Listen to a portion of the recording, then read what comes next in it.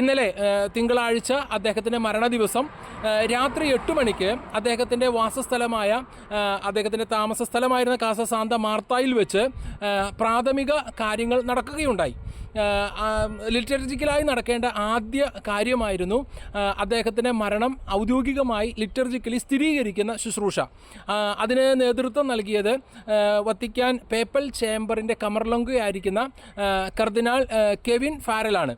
അദ്ദേഹത്തിൻ്റെ നേതൃത്വത്തിൽ വളരെ ചുരുക്കം ആളുകളോടുകൂടെ ആ ശുശ്രൂഷ നടന്നു. അതേ തുടർന്ന് അദ്ദേഹത്തിൻ്റെ ഭൗതിക ശരീരം പ്രത്യേകം സജ്ജമാക്കിയ പേടകത്തിലേക്ക് മാറ്റി.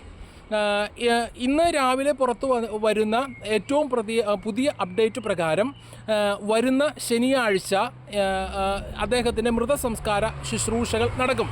വത്തിക്കാൻ സെയിൻറ്റ് പീറ്റേഴ്സ് ചതുരത്തിലാണ് മൃതസംസ്കാര ശുശ്രൂഷകൾ നടക്കുക.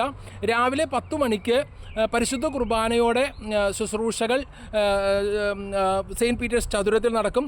ശുശ്രൂഷകൾക്ക് കർദിനാൾ സംഘത്തിൻ്റെ ഡീനായിരിക്കുന്ന കാർഡിനൽ ജോവാനി ബാറ്റിസ്റ്റ മുഖ്യ കാർമ്മികത്വം വഹിക്കും. ലോകത്തിൻ്റെ വിവിധ ഭാഗങ്ങളിൽ നിന്ന് വരുന്ന എല്ലാ പാത്രിയാർക്കീസുമാരും മെത്രാപോലീത്താമാരും മെത്രാന്മാരും വൈദികരും ഈ പ്രസ്തുത കുർബാനയ്ക്ക് തിരുക്കർമ്മങ്ങൾക്ക് സഹകാർമ്മികരായിരിക്കും.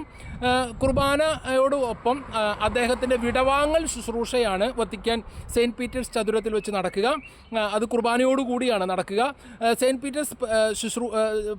പീറ്റേഴ്സ് ബസിലിക്ക ചതുരത്തിലെ പ്രസ്തുത കുർബാന വിടവാങ്ങൽ ശുശ്രൂഷയ്ക്ക് ശേഷം അദ്ദേഹത്തിൻ്റെ ഭൗതിക ശരീരം സെയിൻറ്റ് പീറ്റേഴ്സ് ബസിലിക്കയിലേക്ക് മാറ്റുകയും പിന്നീട് അവിടെ നിന്ന് അദ്ദേഹത്തിൻ്റെ ആഗ്രഹപ്രകാരം തന്നെ ഇവിടുത്തെ റോമിലെ പേപ്പൽ ബസിലിക്ക ആയിരിക്കുന്ന സാന്താ മരിയ മജോരെ ബസിലിക്കയിലേക്ക് കൊണ്ടുപോകും.